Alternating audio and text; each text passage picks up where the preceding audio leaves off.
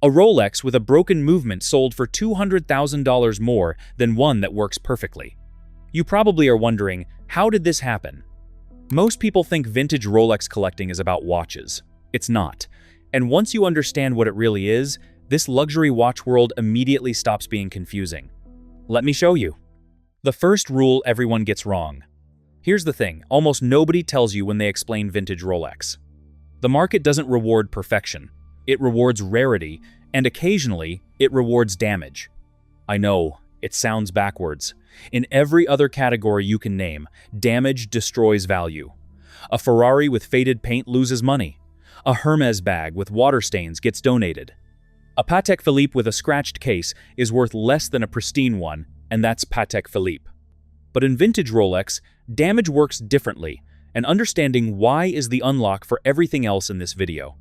In the 50s and 60s, Rolex used particular dial lacquers and radium-based luminous materials that reacted in unpredictable ways to decades of UV exposure. Black dials turned brown. Sometimes chocolate, sometimes caramel, sometimes a deep cognac that photographs like nothing else on Earth. The collecting community eventually coined a name for this: tropical dials. Rolex never used that term. There's no factory documentation, no catalog listing, no warranty clause.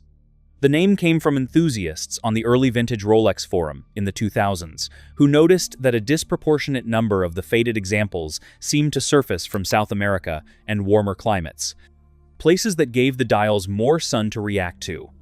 Today, a Rolex Explorer Ref 1016 from 1966, with its original black dial intact, is a serious collector piece.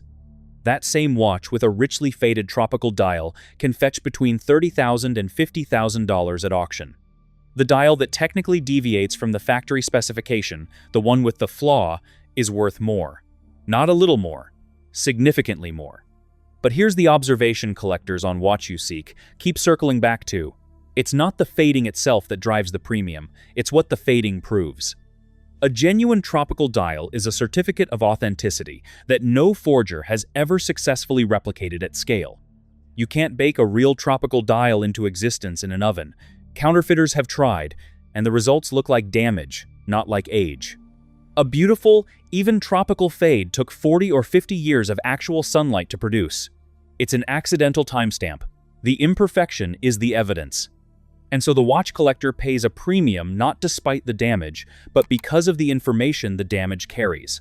This isn't irrational, it's a completely different logic. Once you see it, you can't unsee it.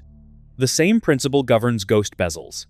The Submariners and GMT Masters, where the bezel insert has faded from black or blue or red to something approaching pale gray, almost transparent looking in certain light. And it governs spider dials, where the lacquer has developed a network of fine cracks like dried earth in a drought. Collectors on the Watch Crunch forums debate these with the intensity of art historians arguing about canvas texture. They're not being irrational. They understand that in vintage Rolex, condition is only part of the story, and the story is the other part. There's a certain smell in the back rooms of serious watch dealers. Old leather straps, clock oil, the faintly chemical residue of case cleaning fluid. The smell of things that used to be on someone's wrist during moments that mattered. It's not a glamorous smell, but it's the smell of the raw material, the unpolished, undocumented, potentially significant objects that the best dealers are sorting through before the market catches up. The collectors who make the most money in this space are the ones who identified what mattered before the vocabulary existed for it. The term tropical dial was coined after the premium already existed.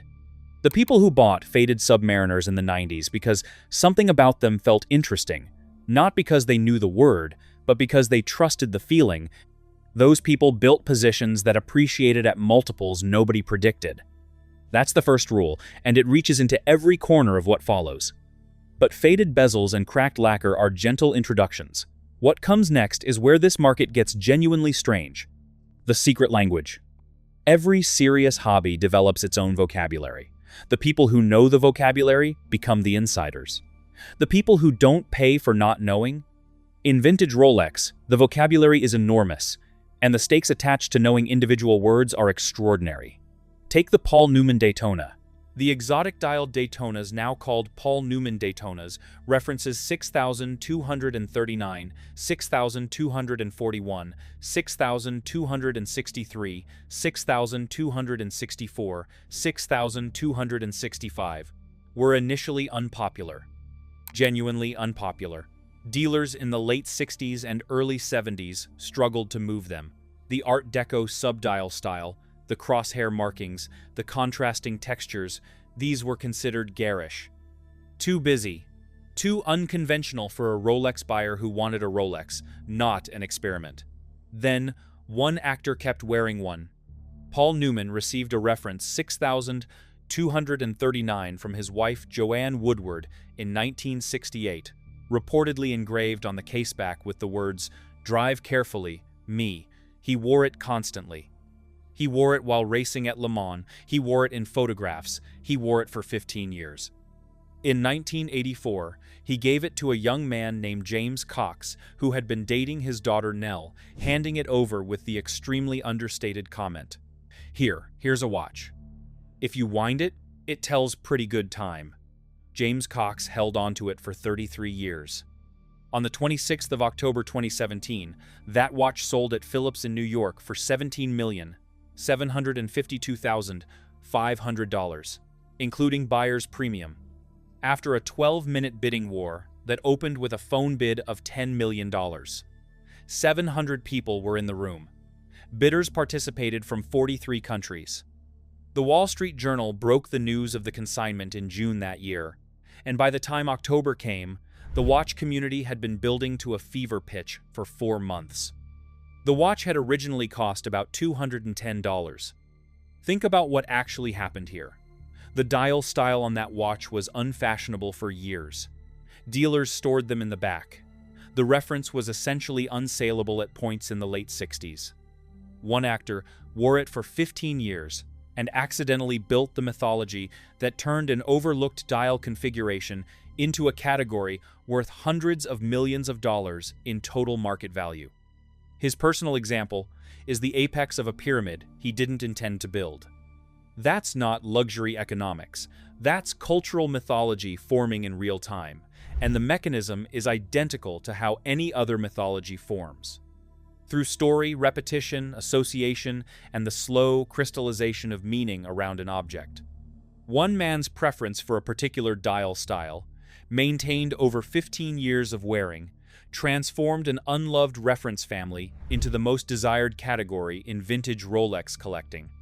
And now that name, Paul Newman, is embedded in the market's vocabulary as shorthand for a specific set of dial characteristics, none of which Rolex ever officially labeled. The company has never officially called any of their watches Paul Newman. The market coined it. The market made it law. This is what collectors on the Vintage Rolex forum mean when they say, the secret language is social currency. If you walk into a room and can spot a genuine Paul Newman subdial, you belong. If you can't tell the difference between the crosshair pattern on a ref, 6,263, and the block markers, on a later example, someone in that room will notice before you do. Double red Sea Dweller, rail dial Submariner, fat font bezel, Bart Simpson coronet on a Milgauss. Each nickname encodes a specific detail, a font variation, a printing anomaly, a production quirk that separates examples worth $8,000 from examples worth $800,000. None of these names appear in any Rolex documentation. Every one of them was invented by collectors. And the fact that the market has collectively accepted them, that dealers use them in auction catalogs, that Phillips and Christie's specialists deploy them in lot descriptions, tells you that the collector community has assumed a kind of authority over the taxonomy of these objects that the manufacturer itself never claimed. Rolex makes watches. Collectors decide what those watches mean, and then the market prices the meaning. And here's the observation that sits underneath all of it. These aren't collectors buying watches anymore. They're buying membership in a club defined by knowledge. Status in this world doesn't come from wealth alone. It comes from knowing what to look at. That makes the vintage Rolex community genuinely different from almost every other luxury category. The rich outsider with money but no knowledge is more vulnerable here, not less. But knowledge only protects you if you can trust what you're looking at. And in this world, you frequently can't. The 4 watches Rolex would prefer you forgot. Before we get to the darkest corner of this market, let's take a brief detour through the deeply strange edges of Rolex's own catalog. Because Rolex did not become the world's most conservative watch brand by accident, they got there by trying things that failed, quietly and without official acknowledgement. One of these failures is the TrueBeat, Ref. 6556. Picture a mechanical Rolex that ticks like a cheap Japanese quartz. That should be impossible. Rolex's entire identity runs on the sweep seconds hand, that smooth, continuous motion that signals mechanical precision. And yet, in 1954, a full 15 years before the quartz revolution, Rolex released the Ref. 6556 TrueBeat, a mechanical watch with a deadbeat seconds complication that made the seconds hand jump once per second, exactly like a quartz. The Cal 1040 movement achieved this through an additional gear train, with an anchor mechanism that held the seconds hand frozen between beats. The engineering was extraordinary. The result looked, to most observers, like a broken watch. Rolex marketed it to doctors. The logic was sound. A precisely ticking seconds hand makes taking a patient's pulse significantly easier. In 1954, that was a real clinical need. But doctors didn't buy it in numbers, and the watches that did sell developed a further problem. The Cal 1040 was difficult to service, and replacement parts were nearly impossible to source. So during routine servicing, watchmakers simply swapped the movement for the standard Cal 1030 and eliminated the deadbeat complication entirely. Production ended after about 5 years. The market forgot the TrueBeat existed for decades. Now, a genuine TrueBeat, with its original deadbeat function intact, is one of the most technically fascinating vintage Rolex references in existence, and one of the rarest. At a 2023 Antiquorum Geneva auction, one sold for 15,000 Swiss francs. That sounds like a lot until you remember that common vintage Submariners from the same era regularly bring 10 times that. The TrueBeat is rare but obscure, and obscurity in this market keeps the price lower than rarity alone should allow. But there's an additional layer of sadness built into the TrueBeat story. The watches that survived aren't all equal. The meaningful distinction, the one that actually matters to serious collectors, is whether the original deadbeat complication is still functional. Most aren't. The Cal 1040 mechanism was deliberately removed during service, because watchmakers in the 50s, 60s, and 70s didn't have replacement parts, and found the mechanism's failure mode annoying to deal with. So they swapped the entire movement for the standard Cal 1030, which still runs correctly, and the watch survived, but the most interesting thing about it was erased in the process. What remains is a watch that looks like every other Oyster Perpetual from the period but tells a story that's almost impossible to verify from the dial alone. The word TrueBeat is still printed there. The function it describes is gone. There's something quietly perfect about that. The watch designed to beat like a quartz was ultimately defeated by quartz, which came along 16 years later and nearly destroyed the Swiss watch industry entirely. The next imperfect watch is the Texan, RE 5100. In 1962, 21 of Switzerland's finest watchmaking houses, Rolex, Omega, Patek Philippe, IWC, and 17 others, formed a consortium called the Centre Electronique Horloger. Their mission: create a Swiss quartz movement that could compete with Japanese technology before Japan locked up the entire market. It took them 7 years. The result was the Beta 2-1. Rolex's first and only use of a movement not designed in-house appeared in 1970 as the reference 5100, immediately nicknamed the Texan. Reportedly because the solid 18-karat gold case and integrated bracelet were so massive and opulent that it could only have been designed with a Texas oil baron in mind. Measuring 39 millimeters and built entirely from chunky, angular gold, it looked more like something designed by Gerald Genta for Audemars Piguet than anything in the Rolex catalog. And that was the problem. The Beta 2.1's movement was physically too large to fit inside an oyster case, the iconic form that Rolex had built its entire identity around. So for the first and only time in the brand's history, they had to abandon the oyster case entirely. They built the Texan around the movement instead of the other way around. All 1,000 examples, 900 in yellow gold, 100 in white, sold before the watch was even unveiled at Baselworld 1,970. Buyers pre-ordered from a catalog. Rolex created a private club for owners called the Rolex Quartz Club, with guaranteed tours of the Geneva headquarters and a listing in the company's Golden Register. By 1972, Rolex had withdrawn from the consortium and stopped production. They went off to develop their own in-house quartz movement, eventually released as the Oyster Quartz line 7 years later. The Texan sits in an interesting purgatory today. It's demonstrably important. The first quartz Rolex, the first Rolex sapphire crystal, the first quickset date, the first integrated bracelet. But quartz movements eventually die, and the Beta 2.1 is no longer supported. Many Texans are now non-functional sculptures, beautiful, historically significant, but silent. You can find one in yellow gold with its box for somewhere around $17,000, a fraction of what a standard vintage Submariner commands, despite being far rarer and arguably more historically significant. The market doesn't reward importance, it rewards desire. Next watch is the Space Dweller, reference 1016 variant. In May 1963, John Glenn, the first American to orbit the Earth, arrived in Japan as part of a NASA Goodwill tour following his historic Mercury flight. He had actually been at a communications post near Kyushu, tracking his fellow astronaut Gordon Cooper during Mercury's final mission before the tour began. Cooper's automatic re-entry system had failed completely. Glenn helped him fire his rockets manually to return safely. The Japanese treated Glenn as something close to a superhero. Rolex watched all of this and saw an opportunity. Omega had already beaten them to the official NASA contract. The Speedmaster was the astronaut's watch. But perhaps, in a Japanese market electrified by space-age enthusiasm, a differently named Explorer might find an audience. They produced a limited run of the Ref. 1016 Explorer with a single change.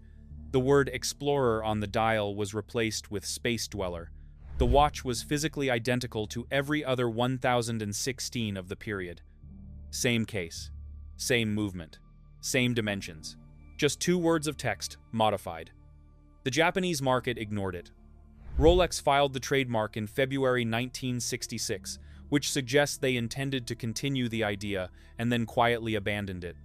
Today, approximately 13 Space Dweller examples are thought to exist.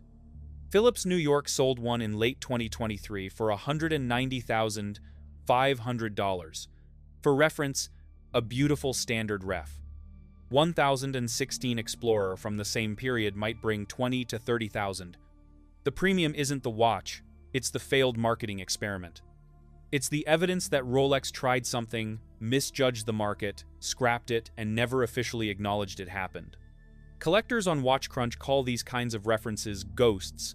They exist in Rolex's history without existing in Rolex's story. And then there's the one that rewrote Rolex history without anyone knowing it at the time. I am talking about the Xerographe, Ref. 3346. Around 1937, Rolex produced the Ref. 3346 Xerographe. Probably about 12 were made. No period advertisements exist. Rolex has never officially commented on its production. The few known examples surfaced decades later with almost no documentation. What makes the Xerographe significant isn't the quantity, it's what it contained. It was the first Rolex oyster case chronograph, the first Rolex with an in-house patented movement, and the first Rolex to feature a rotating bezel. That calibrated 60-unit bezel, with its black enamel Arabic markings and red baton quarter markers, would not appear on any Rolex production watch for another 15 years. When the Turnograph arrived in the early 50s, and when the Submariner followed in 1953, the feature that defined both watches had already been invented inside Rolex 17 years earlier, and then shelved.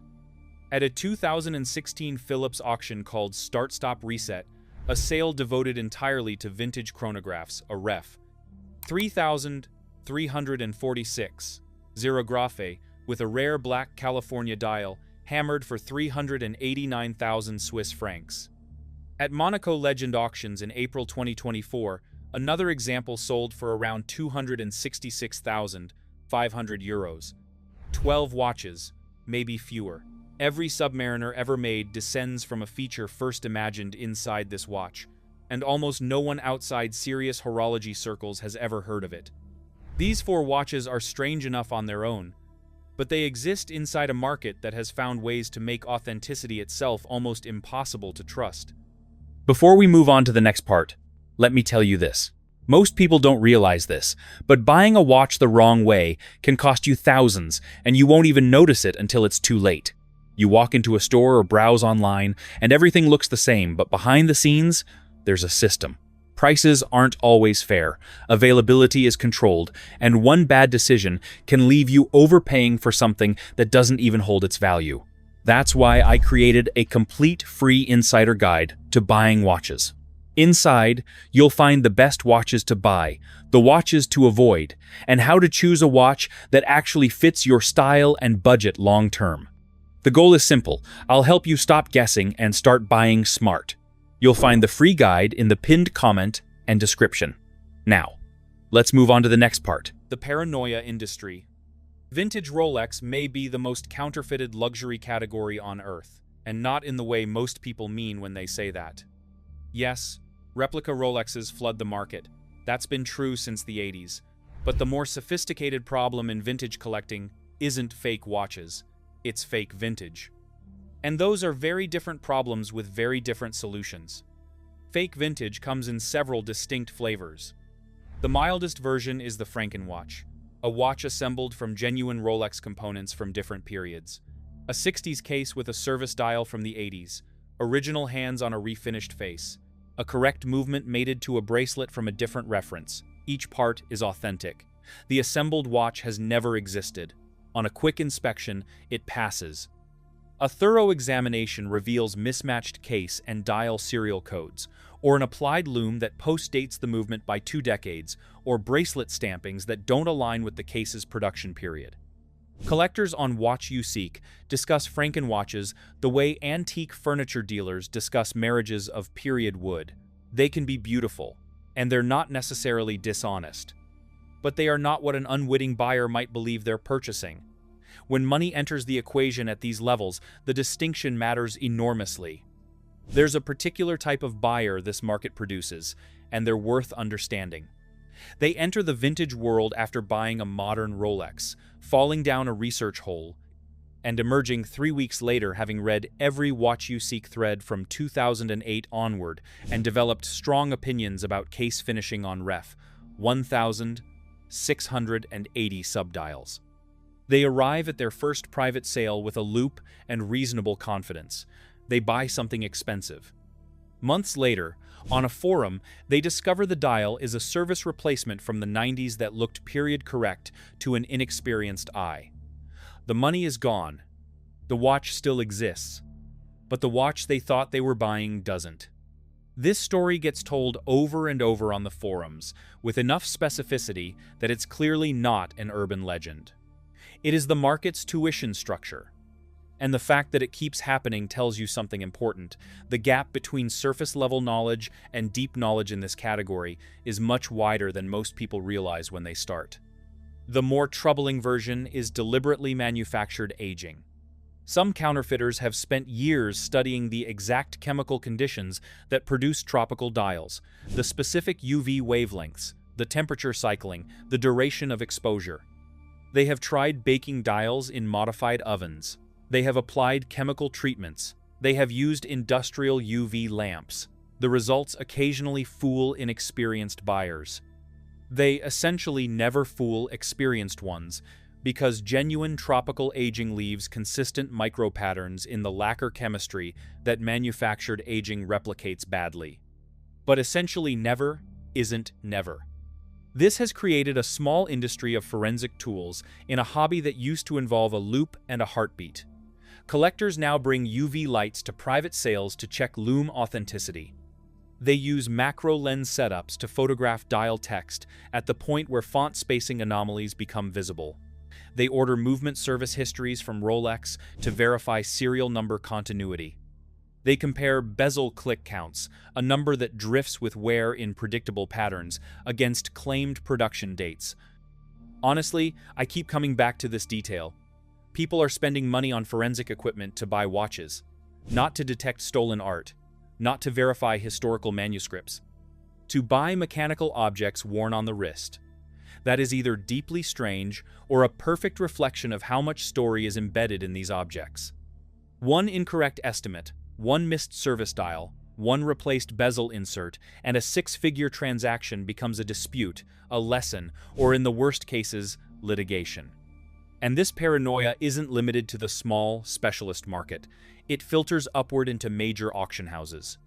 Phillips, Christie's, and Sotheby's all employ specialist watch departments, specifically because the due diligence required to confidently catalog a vintage Rolex reference is genuinely involved.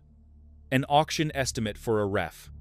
6,263. Paul Newman Daytona can swing by $100,000 depending on dial originality determinations that require expert opinion, photography, and sometimes movement inspection. The knowledge isn't just social currency in this world, it's financial protection. Which brings us to the real reason people collect vintage Rolex, and it isn't the reason most of them would give you. What this is actually about. If you ask a vintage Rolex collector why they do it, they'll probably say something about craftsmanship, or mechanical artistry, or the history of the brand, and those things are true. The engineering inside a 60s Submariner is genuinely impressive for its era. But so is the engineering inside a $50 Seiko from the same period. And nobody is spending $200,000 on that. The actual engine of this market is something else. It's proximity to history, and it's proof of knowledge. Picture the person who inherits a Rolex from a relative. An old Submariner sat in a drawer for 20 years. They take it to a watchmaker for servicing without asking any questions. The movement is clean, so the watchmaker does a thorough job, replaces the degraded dial, repolishes the case, and fits a new bezel insert. The watch comes back looking better than it has in decades. And that person has just destroyed somewhere between $20,000 and $50,000 in collector value in the time it takes a watchmaker to swap a dial. That's the brutal arithmetic of this world. The original condition is the value. The improvement is the destruction.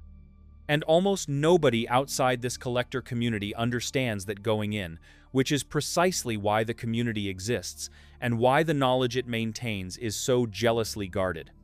The Comex diver who wore a ref. 5,512.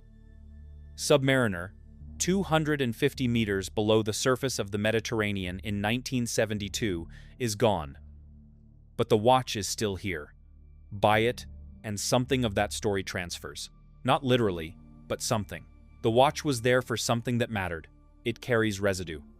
That's why provenance documentation, original box, papers, service receipts, prior ownership records adds premiums that seem disproportionate to the physical objects involved. A small piece of Rolex paperwork from 1965 doesn't make the movement run better, but it closes the gap between the buyer and the moment. It tightens the chain of custody between now and then. And the knowledge dimension operates on top of that. The collector who can walk into a room and correctly identify that a particular Submariner has a 4-liner dial rather than a 3-liner, who knows what the printing variation means, when it appeared, and why it matters to a specific submarket of collectors, that person has demonstrated fluency in a language that most of the wealthy world doesn't speak. In a context where money is nearly universal, expertise is rare. And rare things in this market always carry premiums. Modern luxury says, look how expensive this is. Vintage Rolex says, look how much you know. That's the split. And once you understand that the market is operating on those two separate tracks simultaneously, story acquisition and expertise display, the bizarre parts become intelligible. A faded dial proves the story is genuine. A ghost bezel proves you understand what a ghost bezel is. A Paul Newman Daytona with original hands and an unpolished case proves you know the difference between the things that matter and the things that don't. The True Beat, with its original deadbeat complication intact, is worth more than the one whose movement was swapped out during service, not because it tells better time, but because finding one proves you know it exists. And knowing it exists puts you in a very small room.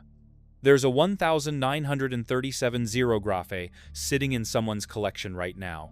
Probably 12 were made. Every rotating bezel ever fitted to every Submariner, every GMT Master, every modern Rolex sport watch descends from the feature first installed in that watch. The brand has never made a formal statement about it. The watch has no official page in any Rolex catalog. It is a fact buried in serial numbers, authenticated through auction records, known only to people who looked hard enough to find it. Most people will go their entire lives without knowing it exists. That's the gap between a collector and a buyer. The collector who holds it knows it exists. And when they place it next to a modern Submariner at a dinner table and explain the connection between the two watches' bezels, the 17-year gap, the scrapped experiment, the feature that eventually defined an entire product line, they are doing something that money can't purchase directly. They are demonstrating that they went looking and that they found something.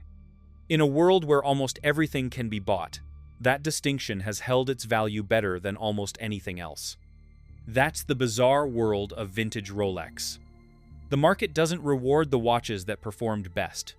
It rewards the ones that accumulated the best stories, and the collectors who understood those stories before everyone else caught on. Buy a modern Rolex and you're buying certainty. The green sticker on the caseback, the 5-year warranty, the guaranteed water resistance, the serial number that Rolex will confirm. Buy a vintage Rolex and you're buying mystery. And sometimes, the mystery turns out to be worth more than the certainty ever could be. So, what do you think? Is Rolex worth the hype? Let me know in the comments. Like this video and subscribe.